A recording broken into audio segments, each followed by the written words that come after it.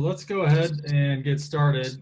So for those of you that don't know me, my name is Craig Moody. I'm the managing partner of Veritas Group. Daniel, you want to introduce yourself real quick? Yeah, I'm Daniel Lawse, the chief century thinker and co-owner of Veritas Group with Craig. Thanks for joining Veritas us. Group, I think we know most of you, but we are a sustainability consultant with an office in Lincoln and soon to have an office in Los Angeles, actually starting next week. We do sustainability, climate action planning for a variety of different organizations, not just locally anymore. We're doing work in Minneapolis, Seattle, Dallas, so our reach is definitely growing. So before we turn it over to our speakers, I wanted to provide a little context. First, what is Green Eggs and BAM? We've done this before, but obviously in person. We're really thinking about this as kind of a thought-provoking sustainability discussion intended to accelerate sustainability. We want to bring together thought leaders to really explore some important sustainability topics and ideate pathways going forward. We really talk about greasing the skids for sustainability. So this is our way to really try and accelerate the movement, so to speak. Previous topics have included net zero energy, zero waste, the future of transportation, and now, given that everything is virtual, we're spinning it in a couple important ways. One is exactly what we're doing today, so bringing together more people in this format, and then soon we'll be launching a weekly 5 to 10 minute sort of interview series that either Daniel or I will do with others in the community and more broadly. We'll do a quick Zoom recording and really kind of be exploring some of the same topics that we're going to be talking about today. So that's something that you can keep an eye out for in the future. Typically, when we brought everyone together, it was great to be present. Today, I'm excited because we can access many more of you, and you can attend without any emissions traveling to and from an event. Unfortunately, it's hard to give you all breakfast burritos virtually. So what we're going to do instead is, for those that actually attend, not just register, but for those of you that are here today, we're going to be sending you either a bag of coffee or from Hardy Coffee or a bag of tea from Artemis Teas. So you indicated your preference when you signed up. Look out for those in the next week or so. Those should be arriving at your doorstep. So how today's going to work? I'm gonna stop blathering here in a minute, and once I do, I'm going to turn it over to Dr. Elizabeth Bagley. She's the director of Drawdown Learn at Project Drawdown, and she's going to kickstart the conversation with an overview of climate solutions in hand now today to reach drawdown, to begin to come back into balance with the planet's living systems and how the pandemic has created an opportunity for transformation. So I'm really excited to hear what she has to say. We'll then turn it over to Daniel, and he's going to provide an overview of the adaptive cycle and its relevance to our discussion. A little bit more context just from my perspective. You know, I was honestly pretty paralyzed on March. COVID hit.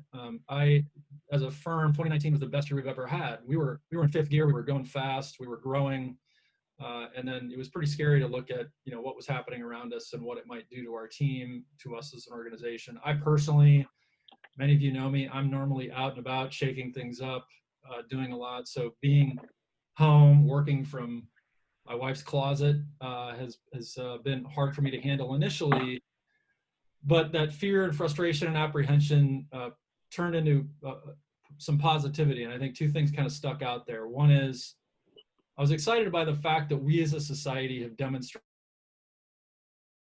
to address a crisis. That's exactly what happened with the pandemic.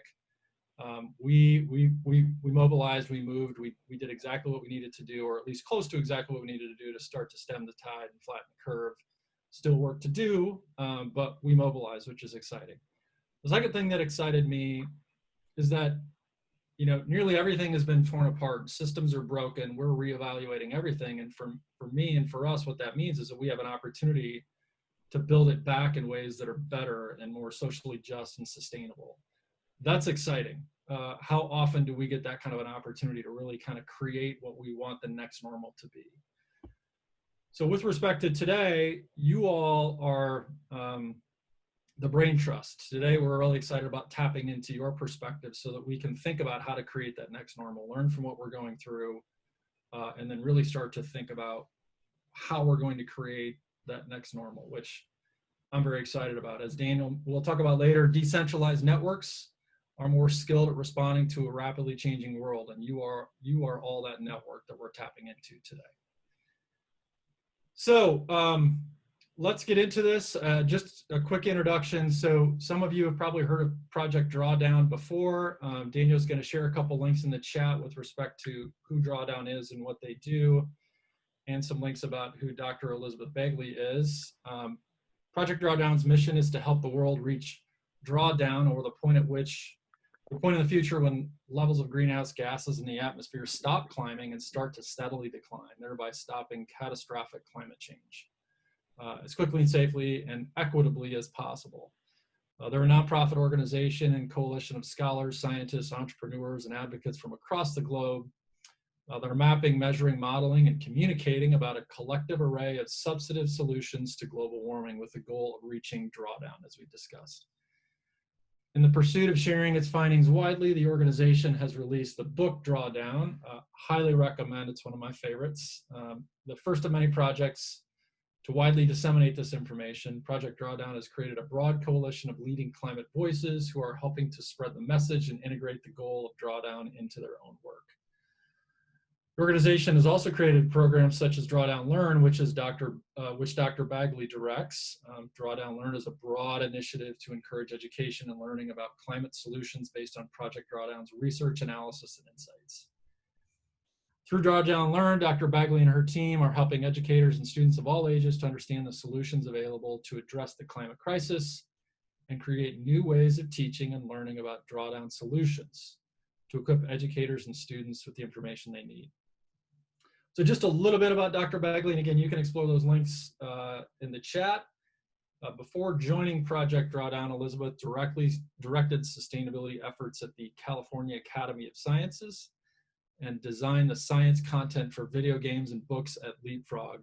My daughters were addicted to Leapfrog several years ago, so thanks to Dr. Bagley for that guidance. She's an experienced environmental educator and has taught middle and high school science in Louisiana, K-12 science pedagogy to teachers, and science communication to graduate students at the University of Illinois at Urbana-Champaign. She's also author of The Employee's Guide to Sustainability on LinkedIn Learning, a course for people who want to support their company's sustainability imperative on an individual level. Okay, I'm going to wrap up. Dr. Bagley. She is going to give us an overview of the climate solutions we have in hand now, today, in order to reach drawdown and to begin to come back into balance with the planet's living systems. And she's going to share her thoughts on how the pandemic has created an opportunity for transformation.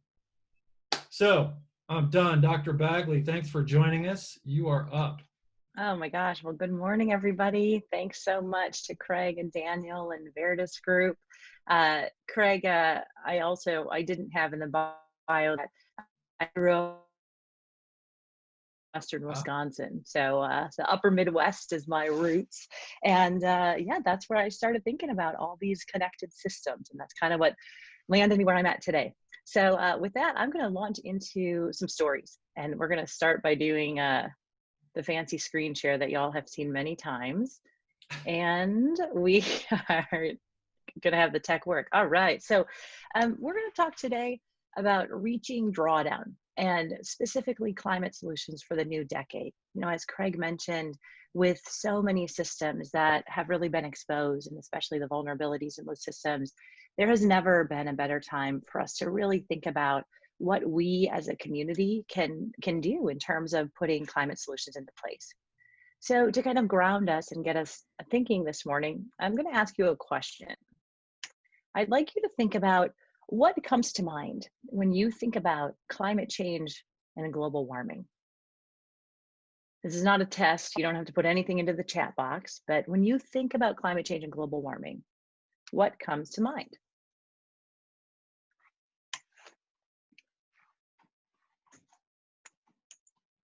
.44% of people, so there were 14,000 people who were part of a survey conducted by GlobeScan.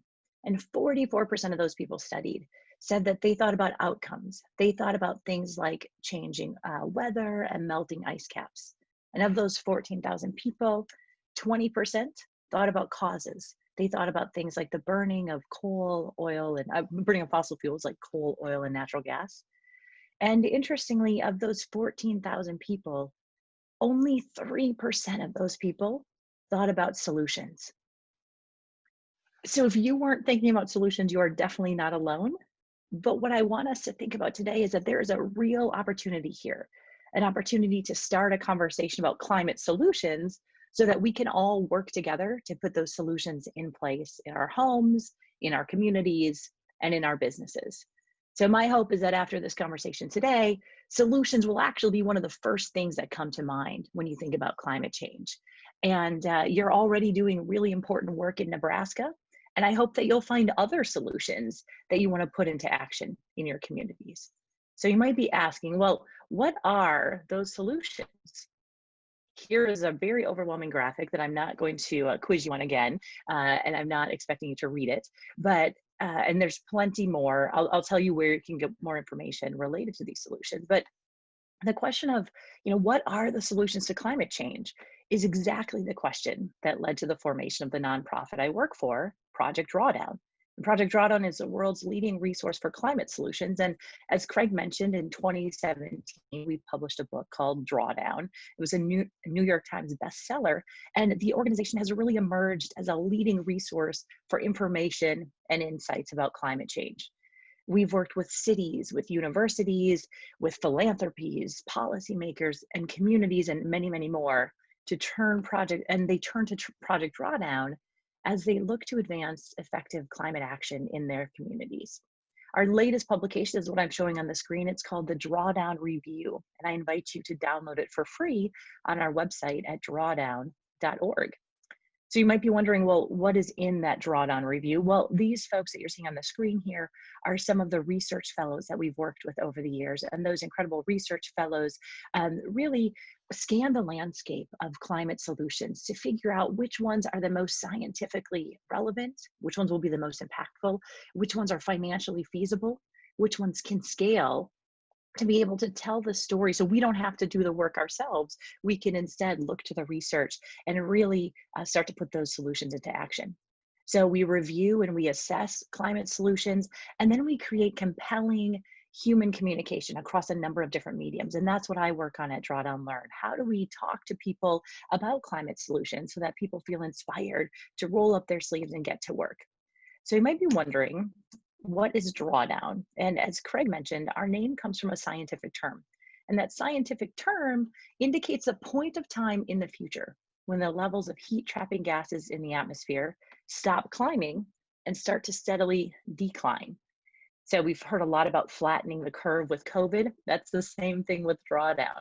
And it's a critical turning point for life on Earth. It's one that we need to reach quickly, safely, and as equitably as possible. But how do we achieve it? Well, to achieve it, we have to put a number of different pieces of the climate equation into play. Sources. We need to stop the sources of heat trapping gas pollution. We also need to support and enhance the sinks of carbon dioxide found in nature. And we need to help society achieve broader transformations. And these three areas of action are all interconnected. And they're the areas that we need to pursue globally, simultaneously, and with determination. So today I'm going to provide you with an overview of climate solutions that are in hand now, today. These are not things that are pipe dreams. These are things that are already in place all over the world. And those are solutions that can help us reach drawdown and begin to come back into balance with the planet's living systems. These solutions are tools of possibility in the face of what's a seemingly impossible challenge. We know of climate solutions is vital to kindle agency and affect change worldwide. And people and institutions of all kinds, like the institutions that all of you represent today, have roles to play in this great transformation. And so the solutions we discuss today are a synthesis of collective wisdom, collective action, unfolding across the entire globe. Beyond addressing heat trapping gases, that's what we often think about when we think about climate. We often think about the gigatons of carbon dioxide equivalents that were avoided or removed. But I want us today to really focus on the co-benefits of climate solutions. Co-benefits are things that help us contribute to a better, more equitable world.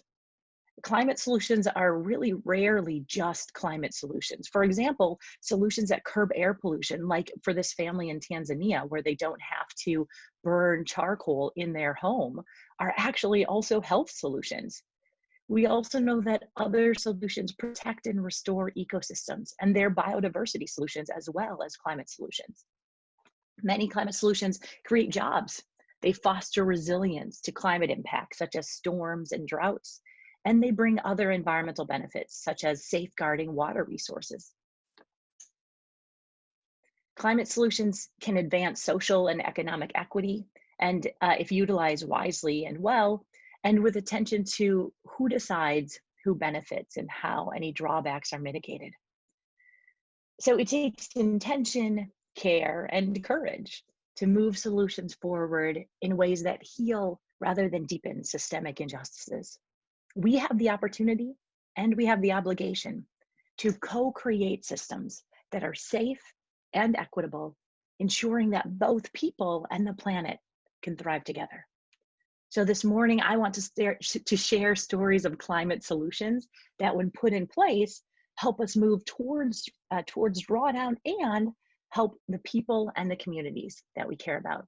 So I want us to start by thinking about something that we all likely think about multiple times a day. You might be thinking about it right now since it's morning time, and that is food. I want to talk about food. And I'm going to show you these solution circles throughout. And again, I recognize that they're kind of tricky to read, but hopefully they will show you where all of the solutions lie in the drawdown solution framework. So we're going to start with the green area highlighted. Those are the solutions related to food, agriculture, and land use. And that's under the source category. We want to reduce the sources of greenhouse gas emissions, or those heat trapping gases that come from food, agriculture, and land use. And the size of the pie is a fraction of the drawdown potential over the next 30 years. So rather than going through and listing all of the solutions, I really want to focus on one solution in each area. And I invite you again to visit the website drawdown.org to learn about all of the other solutions. So today I want us to start by thinking about food waste. Food waste is a very solvable problem, and unfortunately, 1/3 of the world's food is never eaten, which means that the land and the resources used and the heat trapping gases emitted that in producing the food were completely unnecessary.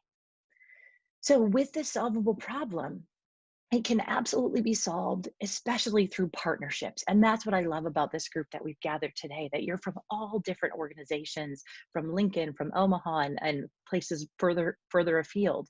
And we can think about what kinds of partnerships can we put in place to really work towards some of these climate solutions. So that's just what happened in Nashville. So the Natural Resources Defense Council partnered with the city of Nashville to launch something called the Nashville Food Waste Initiative, where they developed high impact policies, strategies, and practical tools to address food waste at the city level. They created the National Save the Food campaign to provide people with planning and storage tips, recipes, and inspiration to waste less food. And they also collaborated with the Nashville Mayor's Office, Nashville Originals, and the Greater Nashville Hospitality Association on a Food Saver Challenge for the hospitality sector. Businesses implemented measures to prevent food waste, rescue extra food, and compost food scraps.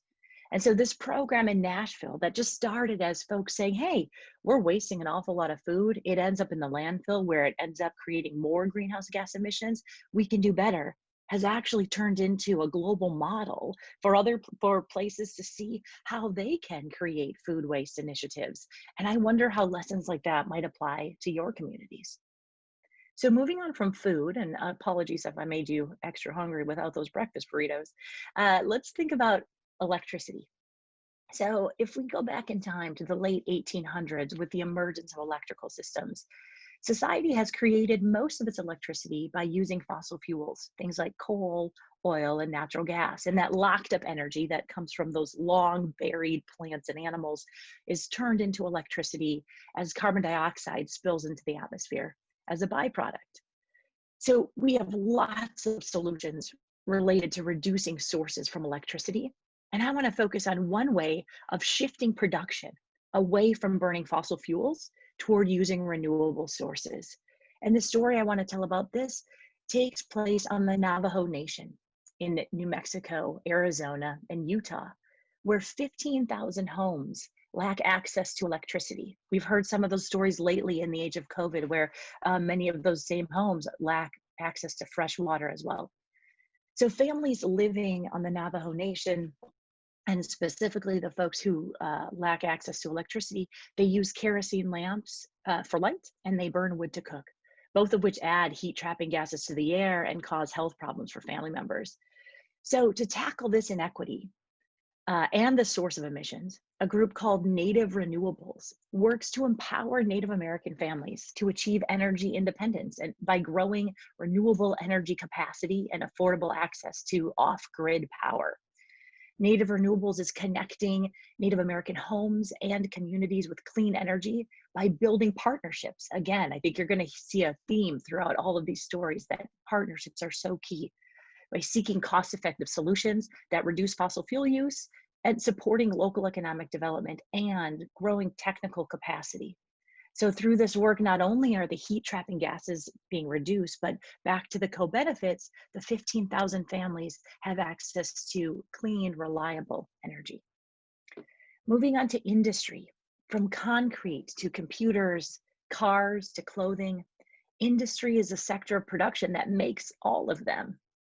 And from our research, we find that the chemicals used in refrigeration, they're incredible chemicals because what they do is they keep our food cold because they absorb or trap heat. They're amazing heat trapping gases.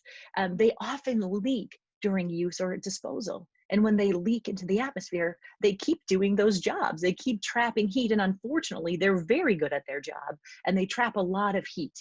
So refrigerants and addressing refrigerants is actually a really crucial part of the climate solution puzzle. But you might be thinking, how, like, why would people in Nebraska or anywhere really in the US care about this? Well, let me show you an example of what's happening in Ghana. So city waste recycling in Accra, Ghana, in West Africa, is normally focused on metals and plastics. That's how they make their money. But they also reclaim refrigerants from old equipment. They end up being the dumping ground for a lot of old refrigerators and air conditioners, mostly coming from Europe. And several years ago, they learned that they had a large cache of unused canisters of refrigerants that, if released into the atmosphere, would hold the same heat as the carbon dioxide emissions of burning 15 million gallons of gasoline. Imagine you just have a back shed where you haven't gone for a little while and you open it up and you're like, oh, these are probably a problem.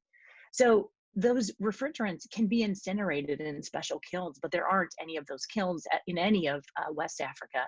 And so financially, it's not a really solvable problem. Well, talking about partnerships, a company in Chicago called Tradewater was developing a business model based on being able to offset credits on carbon markets. You might have heard of carbon offsets, especially they come up often with air travel where people say, why don't you offset your travel? Well, Tradewater said, why don't we partner with city waste recycling, sell the carbon credits on the voluntary carbon market, and they found a buyer. They found someone to actually buy those credits because that's the important closing of the loop, right? And they found that buyer in a rather unlikely place with Intuit, the maker of TurboTax and QuickBooks and Mint. And Intuit was really focused on wanting to offset all of their Scope 3 emissions, those complicated emissions that include things like employee travel and commutes and sustainable consumption of all the things that come into your company. And so they said, you know what? Let's do this. We know that refrigerants are really potent heat trapping gases. Let's work with Tradewater. Let's work with city waste recycling, and we'll buy those carbon offsets. And even knew about refrigerants in the first place, and Sean Kinghorn is the head of sustainability over there, was because he'd read about Drawdown. He'd looked at our website, he'd read our book, and he understood the suite of climate solutions and really wanted to figure out which one could have a big impact. So I invite you to check out the suite of solutions we have at Drawdown and figure out what might be a good fit for you. So Intuit, Trade Water, city waste recycling all work together. And because the offsets were actually bought, they were actually able to spur a new market, and they were able to continue to help families in West Africa not have to deal with these potent heat trapping gases in their backyard. And they've been able to sweep up all of the remaining refrigerants in the entire country of Ghana. They've since expanded to Costa Rica, and now they're really working in the US. So that's one story of another incredible partnership among many organizations to really come up with a climate solution. Buildings, the things that we're sitting in or sitting near right now, are major drivers of emissions. And some of those emissions stem from the materials that comprise buildings and the process of construction, renovation, and demolition. And that's called embodied carbon. But many more emissions are the result of ongoing use, the things that we do every day to keep ourselves healthy. And that's where we focus on enhancing efficiency. So I want to take us now to Buffalo, New York. And Buffalo, New York is a city filled with old houses that challenge their residents with high heating costs that are generated by, as we all know, long and demanding winters. And it's not unusual for a heating bill to come in at the same or higher cost than rent. Hundreds of area residents are now working with an organization called Push Buffalo. It's People United for Sustainable Housing, in efforts to weatherproof homes, install solar energy systems, and work together to improve climate resilience. So by enhancing building efficiency, by uplifting residents and building partnerships, communities can be powerful leaders in advancing not only climate resilience, but also health equity and economic stability. Moving on to transportation, we know how incredible transportation is, and mobility has played a critical and complex role in shaping society, and the demand for it is only growing. However, most of the energy driving mobility has been generated by burning gasoline, diesel, and jet fuel. But bicycles offer an alternative to cars and fossil fuel transport, especially in cities, especially if when we all have a place to go to work other than our bedroom or somewhere within our house, especially if there's infrastructure like showers and things like that in your places of work. And so infrastructure is really essential for supporting safe and abundant bicycle use, which then can cut emissions. But sometimes the infrastructure is put into place without considering some of the most vulnerable members of our communities. So today I want to think about how cities around the country are really integrating adaptive bike sharing into their bike share infrastructure.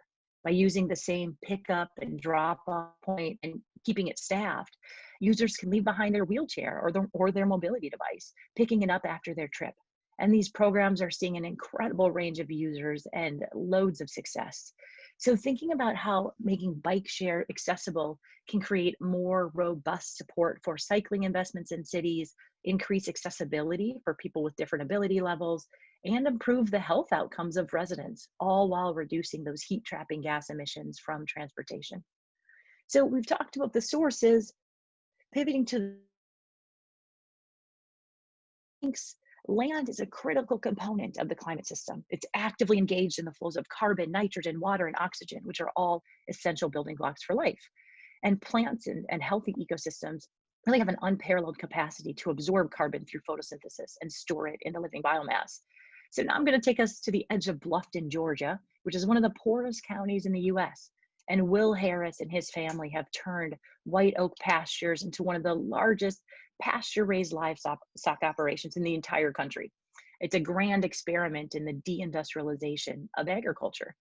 And White Oak Pastures supports 110 employees, and those employees will tell you that they don't feed animals. They feed microbes in the soil. The microbes feed the soil, and the soil feeds the plants, and the plants feed the animals, and they breathe and they grow, and the animals are turned into meat and they're sold for money, and the whole system keeps going. But the health of the soil, they know, is connected to the health of the community. And the healthy soil sequesters more carbon, which acts as an important land-based sink, a critical climate solution. We also see more critical processes happen when the air and the sea meet, as the ocean absorbs and redistributes heat and carbon, which both rise due to the glut of emissions in the atmosphere. And so an ambitious wetlands restoration project is underway on the Delaware Bay, where scientists are using innovative methods to revive a badly damaged salt marsh. Because in the 1980s, the Prime Hook salt marsh was converted into a freshwater impoundment system to attract more ducks, geese, and other birds for hunters and bird watchers. And this project is a model for restoring vital wetlands worldwide. It's taking design cues from nature to recreate a resilient ecosystem, an increasingly vital task as climate change threatens coastlines with rising sea levels and stronger storms. And you can see some of the incredible revitalization work over the last few years, which not only makes it more effective for sequestering carbon, but also improves the storm resistance. So we've talked about sources, sinks, and now improve society, which includes solutions that we should implement anyway, even if climate change wasn't an issue. By developing a more equitable society, we can actually help with climate change.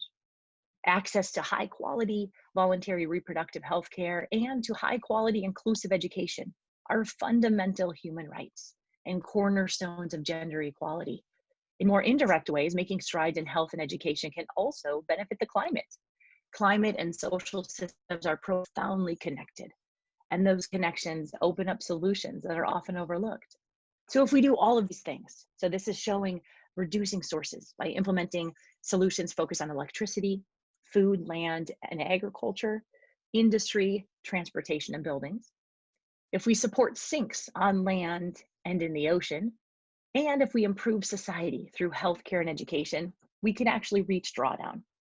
And I've shared a few climate solution stories with you today, and you have many of your own climate solution stories underway right now in Nebraska. So my question to you is, what's next? What do you want to reach towards? The reality of intervening in a complex system is that no one person or one institution can do it all. We all have an opening to show up as problem solvers and change makers and contribute in significant ways, even when we feel small.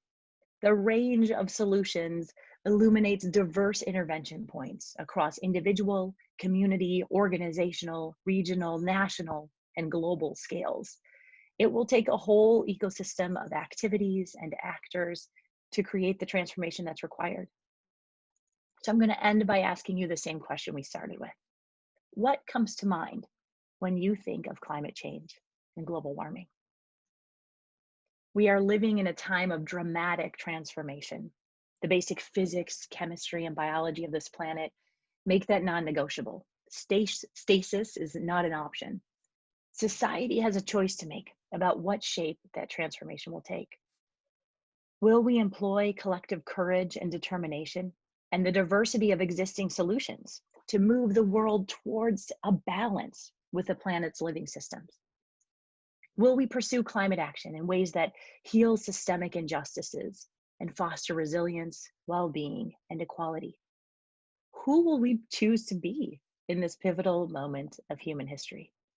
But together, we can leverage the solution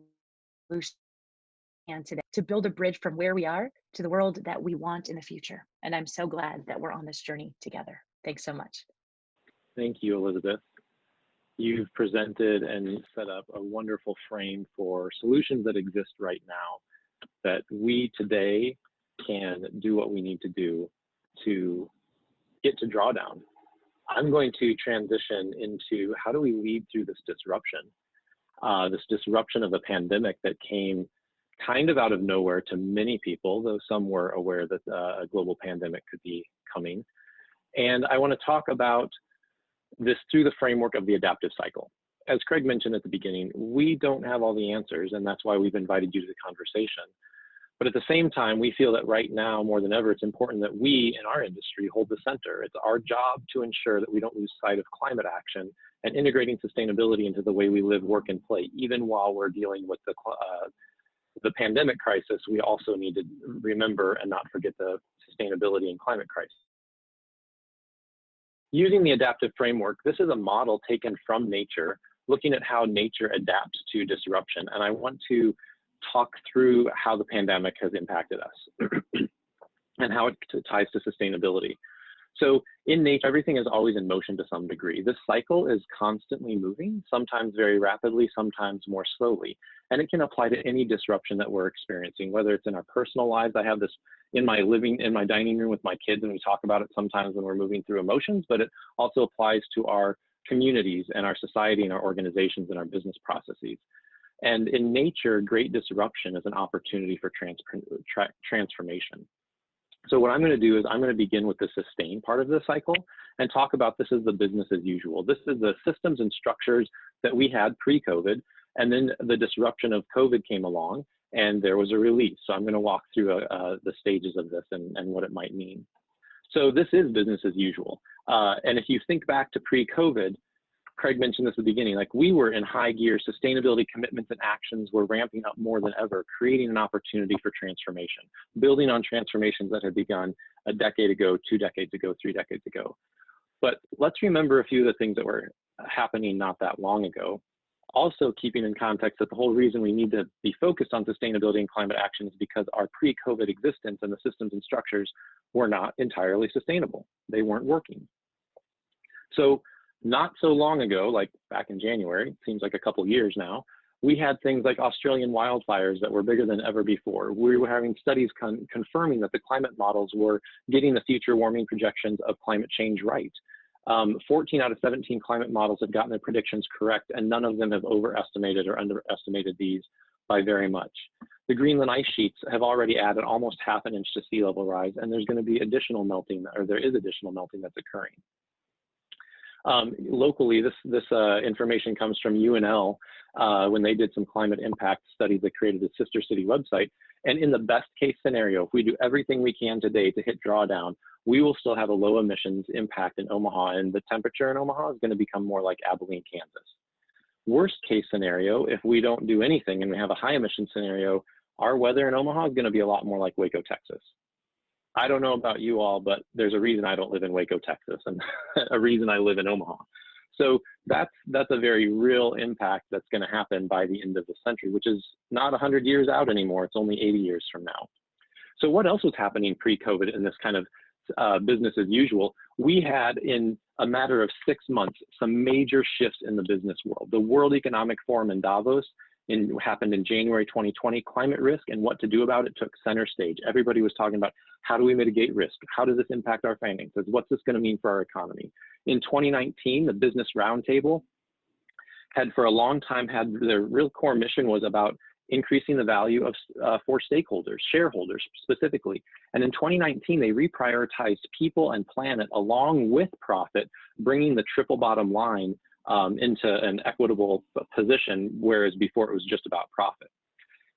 Earlier this year, Larry Fink, the CEO of BlackRock, one of the world's largest investment firms, investing billions and billions of dollars across the globe, came out and said that climate risk is a fundamental reshaping of finance. This is someone Warren Buffett follows. And he's talking about this is because we have to accelerate how we take action on climate change. We're seeing the impacts of it. It's a risk.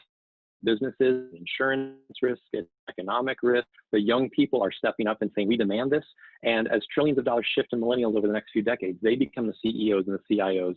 They become the policymakers and heads of state. They're going to further reshape the world's approach to sustainability. So how can we help accelerate that for them if we're in those positions today?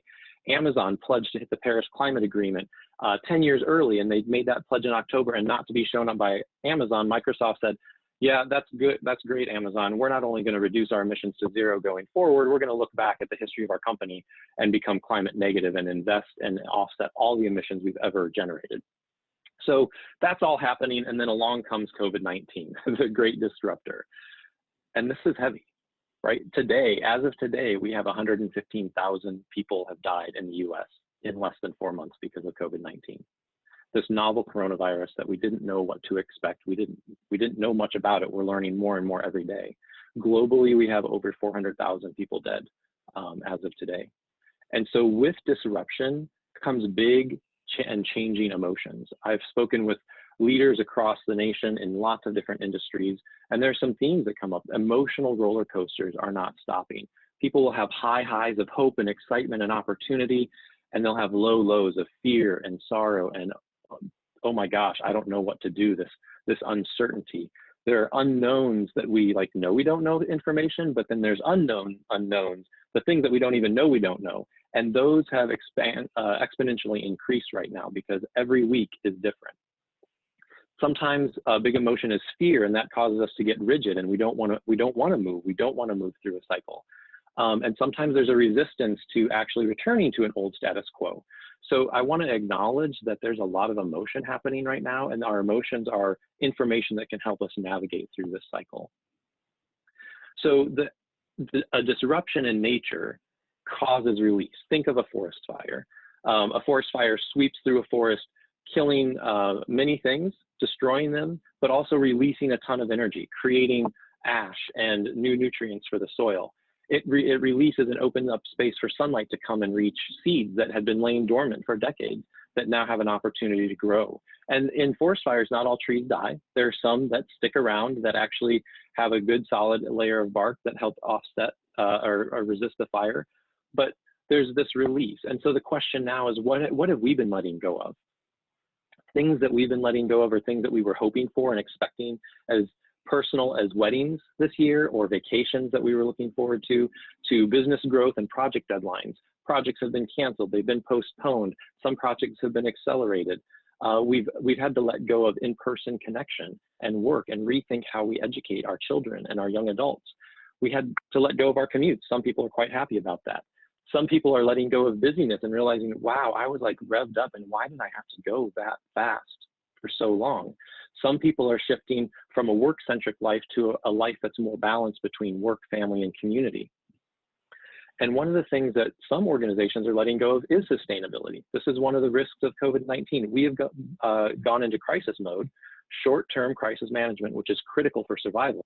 But we have to also zoom out and ask, how do we continue to thrive and be resilient? And we have to both zoom in on crisis and zoom out and think bigger. So one of the risks to sustainability is people have kind of forgotten that it even existed. Some of those slides I showed about BlackRock, I'm sure most people have forgotten about that because that was so long ago. And we're still letting go of things. Every week I think, oh yeah, Veritas Group, we know what we're doing. We've got our team, we've got our projects, and then something new comes up. So we have to get practiced at letting go. And when we let go, we open up new ways to do things. We discover resources that were once tied up, they're now available. If you look at it in one way, we're living in a resource-rich world. Think about all the time and energy, and in some cases money that has been freed up because we've had to let go of so much. And as I mentioned, the forest fire makes space for new exploration. New seeds can come up in places that hadn't seen the sunlight for decades. New trees begin to take root, and they're nurtured by the ashes of the old trees. So what are some of the things that we're discovering right now when it comes to sustainability in this time of COVID? In many ways, it's kind of exciting because we're discovering and being forced to see the world in an interconnected, complex living system that it is. But quite frankly, the sustainability framework has always seen the world this way, and other people are finally saying, oh, wow, yeah, everything is connected. One big shift, there's multiple that we don't have time to go into all today, is this shift from separate ways of being and separate ways of thinking, this reality of interdependence. Digital communication has collapsed geography, making communications easier and expected, and more expected to just be digital. People are okay with it, right? We're doing green eggs and bam virtually. And it's allowing an interconnected and global network to expand and accelerate. Another thing that's rising up that shows this interconnection is that we're having a shared experience of the global pandemic. Nature is not discriminating against any human being around this virus. Now, there are people who are in different situations that are at higher risk than others, but this virus can impact all of us. And so on one hand, we're all experiencing this, and on another layer, we're experiencing it very differently between our socioeconomic status, where we live, what country, what access to healthcare we have. But in this interconnectedness awareness, we're also recognizing that we're part of nature. What happens in part of the system has intended and unintended consequences in other parts of the system. When we think that we are above nature and it's just a bunch of resources for us to use, that's not a healthy relationship. It's one of objectification. But when we recognize that we're in relationship with the world that sustains us, with clean water and fresh air and healthy ecosystems, then we, oh, there's value in protecting and caring for the systems that that nurture us. As Craig mentioned, this has been, the response to COVID-19 has been mobilized on a global scale. This is something that sustainability and climate action needs to have. We need to scale up the solutions that Drawdown has highlighted as some of the top solutions that are ripe right now for scaling. And we begin to optimize the whole system when we start to see ourselves as part of nature and when we start to see this interdependence. We don't just focus on one part of it. It's not just about the success of my single business. How many of you have reached out to a colleague or a partner? How many of you in your businesses have said, you know what, I know you can't pay us right now, but we're going to continue to partner with you and help you do your work and move it forward? We can't do this alone. We are connected. How many of you have reached out to family and maybe connected with your long distance family more than you did before, when you typically thought about, I just have to drive there? Another very real thing that we've discovered is that the air got cleaner. People could breathe easier. From LA to New York and cities across the globe, people could enjoy a clear skyline. In some cases, people saw the sky for the first time in their lives. Is this something that we want to carry forward? Or do we want to go back to our old way of transportation that created the smog and the particulate matter and the greenhouse gas emissions? And finally, one more thing, there's lots of other things that we're discovering with COVID is that there are cracks in the old systems. Some of these cracks have been there for decades and hundreds of years, but the pandemic has highlighted them and brought them to the surface in ways that many of us weren't paying attention to.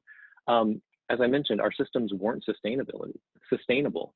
If we would keep doing business as usual, we would not ever hit drawdown and we would overheat the planet and we would be like Waco, Texas. So the pandemic has shown these cracks.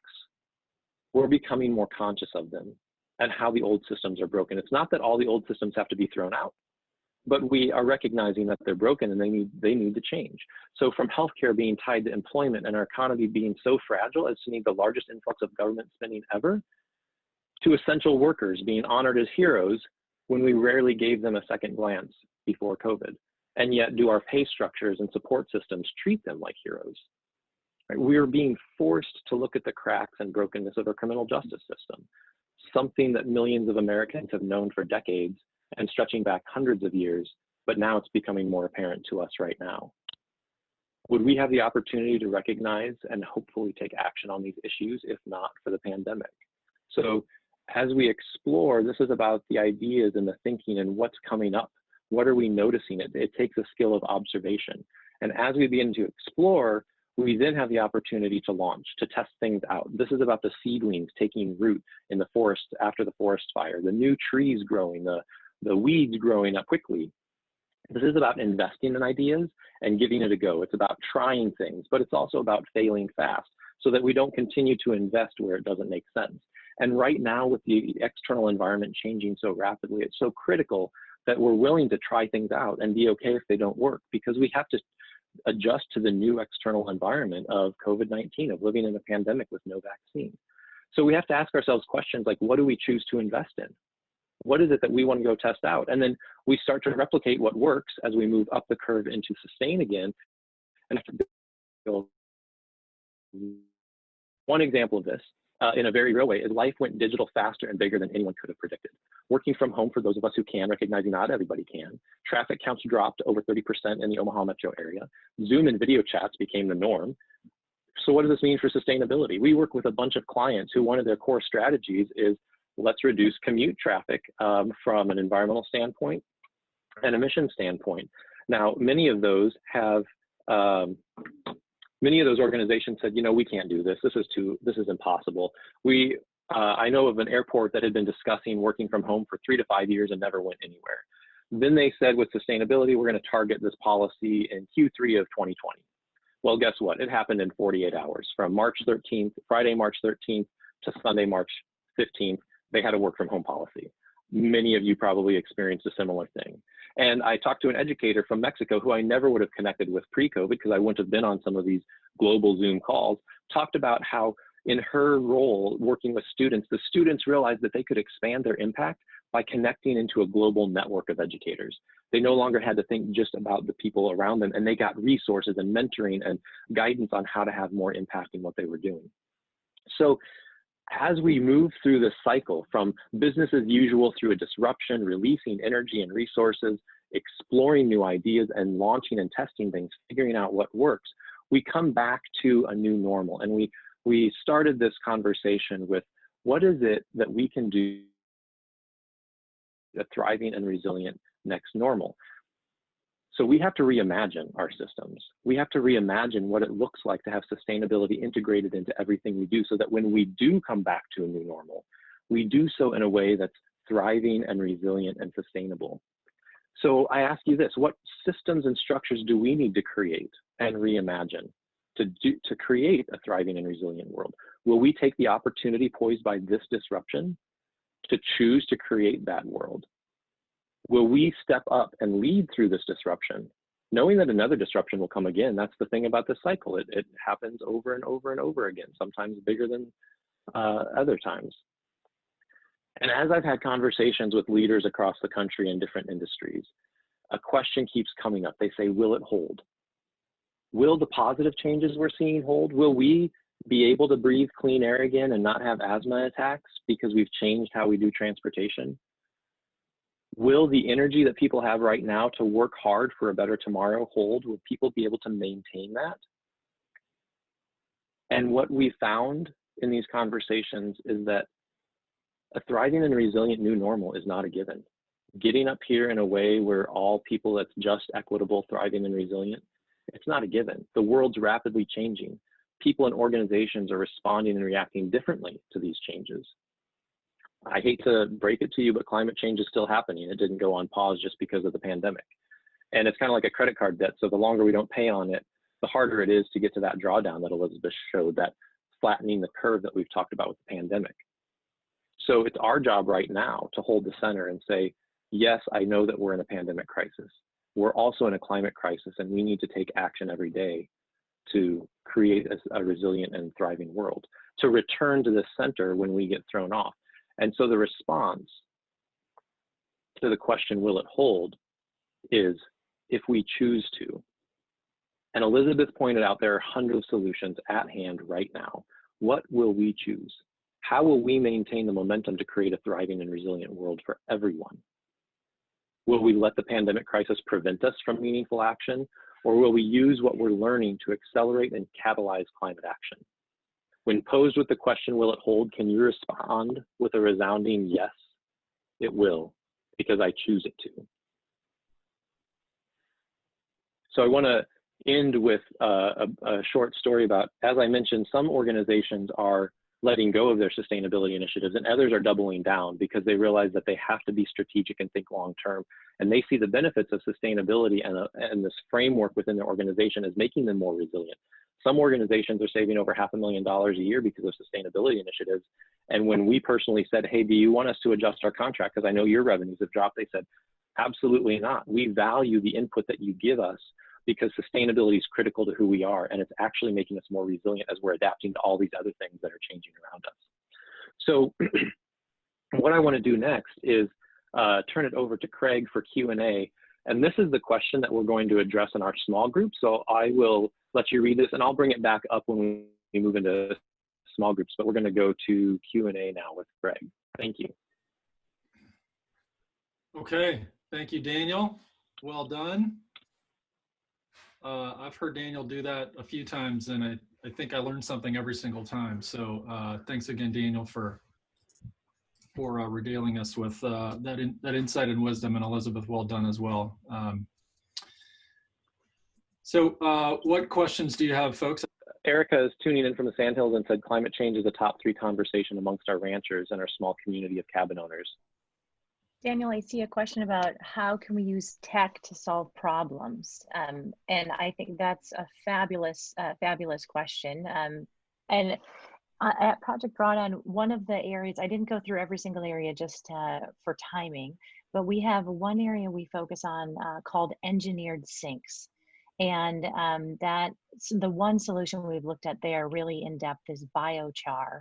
And one of the reasons that we haven't done more work with kind of some of the cutting edge technology is for a couple of reasons. We have a pretty strict rubric of what makes the cut for a solution with Project Drawdown, and it has to be scientifically viable. So there has to be enough peer-reviewed research out there to really help us understand the effectiveness of a solution.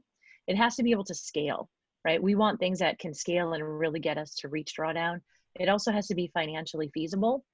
And some of the things like direct carbon capture right now are just not quite at that threshold for us. And I also would say, as much as I appreciate so many of the technological advances we have in our lives, we have some pretty amazing tech in nature. And if we enhance and support the sinks that we already have in nature, we don't necessarily need a whole lot of tech. Like, we know that just in hand right now with the solution set that we've looked at Project Drawdown, we can reach drawdown, and we can reach it within 30 years, and we can even keep below the 1.5 degrees Celsius threshold that the Paris Climate Agreement hopes that we can keep to. So while I think that, and I absolutely encourage, especially for those of you who work in tech and who are working on those solutions, to keep working in that direction, I don't want us to necessarily rely solely on tech and think that technology is going to save us, because we actually already have the solutions in place. Really what we need is the will and the motivation and the courage to put them into place now more than ever. Thank you, Elizabeth. I'm back and functional again. Looking to Adam Langdon's question: what are the most important economic models for this to work? Adam, I'm going to unmute you if you need to expand on that for any reason. Actually, I'm not. If you want to unmute yourself, go ahead. But Daniel, Elizabeth, if you've got thoughts on Adam's question, which is again, what are the most important economic models for this to work? Sure, right. I can take that. Oh yeah, sorry, go ahead, Adam. No, so I'm curious what, as we look forward, I mean, economics a lot of times drives the initiatives. And so I'm just kind of curious, how do we put economic momentum behind these initiatives? Yeah, it's super important to think about how do we know that economics drives most of these decisions, right? And, to Daniel's point, a lot of companies are shifting in different ways because of the current economics of COVID-19 and what's happened in our spaces. So from just kind of the pure research perspective, in the drawdown review, we have a full financial analysis. We do a financial analysis of every single solution. So today, what would it take to put this into place widespread? So what we're finding with most of the solutions, they have to be financially viable, which means different things for different solutions. But we're seeing that when we take a long-term view, right?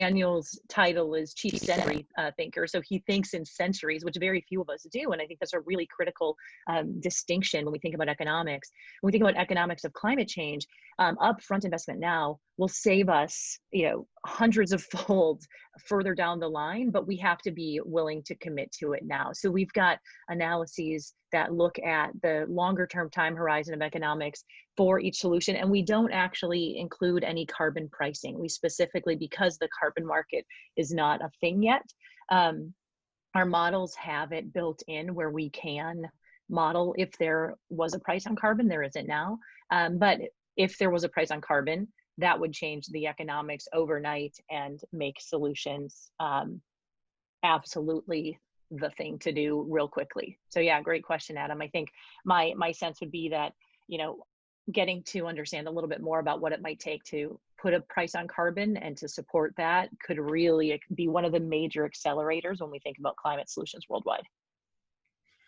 Thank you. And there are bipartisan efforts to work on a price on carbon. And I just want to accentuate one thing that you said, Elizabeth, about shifting from short-term economic thinking to long-term. With the pandemic, I don't know what the total economic cost has been, but we shut down our economy for multiple months and we had trillions of dollars in government spending that we have to figure out how we're going to pay back, right? What would have the cost been to bolster the systems of attention and alerts and public health and pandemic response that could have, it might not have prevented what has happened, but it could have delayed it or mitigated it in different ways. And so I'm guessing billions of dollars that we've spent in the last 3 months and lost even more because we shut our economy down. That's the same thing that we need to think about with climate change. It feels weird right now because it's not this urgent crisis staring every single one of us in the face, and humans have a fight or flight response that responds to immediate action and not long-term as much. But it's going to cost our society, our economy far more by not acting than if we invest now. So the shift from short-term economics to long-term. Okay, everybody. You reeled up on questions, which is great, but unfortunately we're short on time, so we're going to go into breakout rooms. And we're back. Okay, that was fun. I wanted more time with my friends. Okay, it's 9:20, so we've only got about, we'll probably keep you for another 7 to 10 minutes if we can, but I'm interested in whether a little bit of a report out from, as many groups as we can get to in the next 5 to 7 minutes. So if anybody wants to raise their hand and just chime in and go, feel free to unmute yourself, and let's just accept that this might get sloppy for a minute or two. If nobody jumps in, I'll just start calling on groups based on who I see who's got the best background behind them at home. Bruce and I had a small group, and we just discussed carbon sinks briefly, a little bit about the soil capacity to carry more carbon, as well as trends in architecture, returning to heavy timber, cross-laminated timber. Thanks, Stuart. Anyone else want to? Yeah, this is Kent Holm. In our group, it was comment about the bike share situation and what happened in Lincoln versus Omaha. Omaha seeing almost a 200% increase in bike share use, and in Lincoln, probably due to closure of the university and so on, it was really down a lot. So based on just those two examples, COVID-19 had a big impact, positive and negative. Thanks, Kent. Okay, thanks. Hey, this is Jenry Wong. So I was in the Small and Mighty Government group with a couple of great minds, Derek and Frank. And, we keyed in, Derek actually brought up a great point about transportation and how there was conflicting talk during the pandemic about not using public transportation, which is something that obviously we have been pushing and working towards for years and decades in some cities. And so just putting it out there to consider that being a key area of focus of how do we continue to look at public transportation in a sustainable and safe way coming out of pandemic and preparing for the next iteration of whatever we face in the future. Yeah, that's a great point. Thank you for sharing. Greg, this is Mike McMeek, and I'd be glad to share our Group 7 thoughts. Go ahead.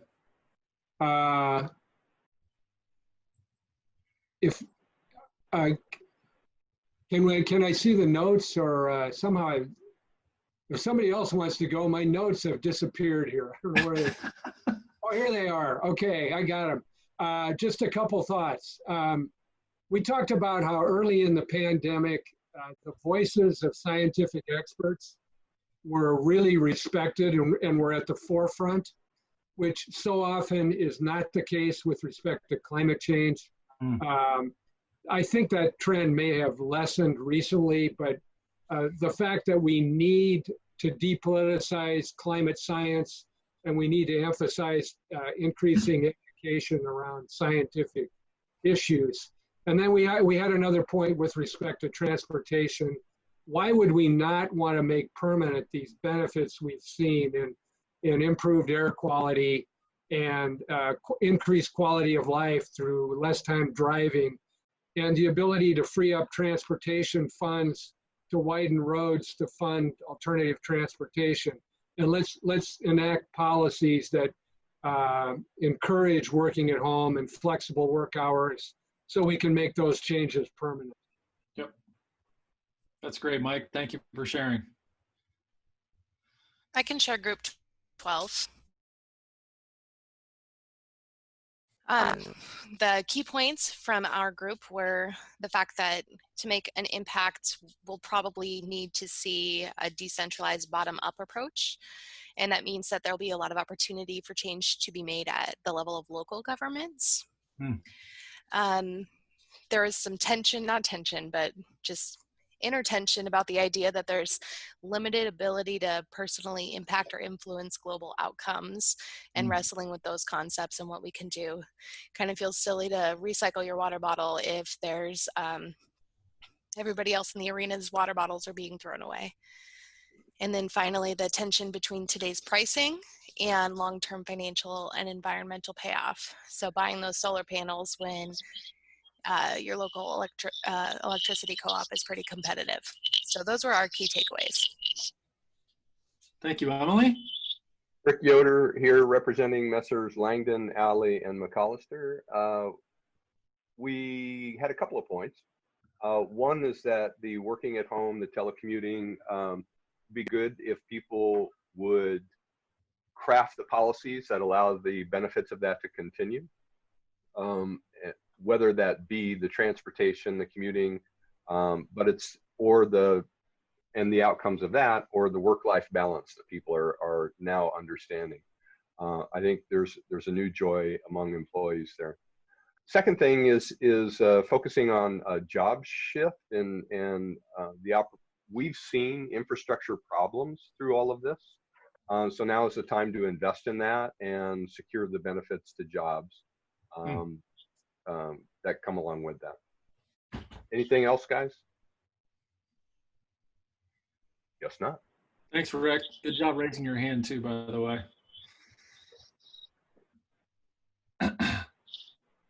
Other insights? This is really good sharing, so I appreciate it. Keep going. I can. Scott Benson, go ahead. I heard you coming. Go ahead. Okay, I was with Brent, 16, and we talked about some of the things that have changed through the pandemic. Groceries, water, your energy consumption. Talked a lot about some of those changes we can continue going forward, basically the way we are doing them now, our new normal. And some of them obviously are going to go back a little bit. There's going to be a rubber band effect. And so you just have to work to see how far they stretch back. Great. Thank you, Scott. Brittany, did I? Yeah, I can go real quick. We had a small group, and I don't know that we had a cohesiveness to our conversation, but I obviously rattled on about all of my fears with school and how to get kids safely back into school and keep sustainability at front of mind while also obviously keeping health at front of mind, and just the little things like drinking fountains being shut off versus bringing in single-use plastic water bottles. So that's one of hundreds of things on the list of how to do this in schools. But we've also had benefit of schools being empty and resetting buildings to be the more ideal, because our schools are typically never empty, even all summer long. So positives and challenges there. And then Ron brought up a really good point about just rethinking how we measure success more as a country and not using GDP as a measurement, because it's not really factoring in all of these other things we're seeing, like air quality and public health and life expectancy. So how do we get proper measurements and those indicators in place rather than just looking at GDP? So kind of all over the spectrum there, but that's what our group talked about. It's great. Great insights. Thank you. Hey, if it's okay, I want to jump back in and just echo what Brittany said. Brittany, what you said really resonated with me as well. I'm a parent of 3 young children, and taking this time to look at our schools where we are setting the tone for future generations to recognize the need for sustainability and to protect our planet is incredibly important. I really love the idea at looking at this as an opportunity to see what we could do to help transform schools in a green way that is sustainable while they are empty. So that just really resonated with me. Thank you for sharing that. Yeah. This is Amanda Bogner. I'll share for Group 6. So we talked a lot about how that policies clearly can be implemented very quickly if there is a need to move fast, but it also needs to be in the grace that we're not going to get it right the first time around, and so we need to have that flexibility to make corrections and adjustments as we look through and see how policies play out in real time. That's kind of that fail fast model of, let's put something in play, and then when it doesn't work, we work to correct it quickly. But when it does work, we continue to foster it. We also talked a lot about that B-cycle has seen that increase in recreation and outdoor activity, and that's really essential to high quality of life. But it's also probably really essential to mental health, and mental health is really fragile. And I think that that's something that is one of the things we have not talked about as a society very much, because we don't talk about mental health as a society. And I think that the pandemic has maybe highlighted that all of us are susceptible to mental health concerns, and it really needs to become top of mind as we're talking about a resilient future. Because if we're not mentally healthy, we cannot execute on all of these great ideas that we're talking about today. Last thing that I would leave you with is, y'all, we've got an opportunity here. This is pretty amazing, the way in which things have transpired, and all of the conversations around what is that next normal. Shame on us if we don't figure out a way to really push towards a more just and sustainable society. So thank you for the time spent. We're going to do everything we can to continue to grease the skids for this conversation and this work. And I invite you to join us on that journey. I think we can do a lot of cool stuff around here. And it would be great to have, the Heartland be one of the leaders in this movement. So have a wonderful Thursday, and we'll hopefully see you all soon. Take care. Thank you, Vertus.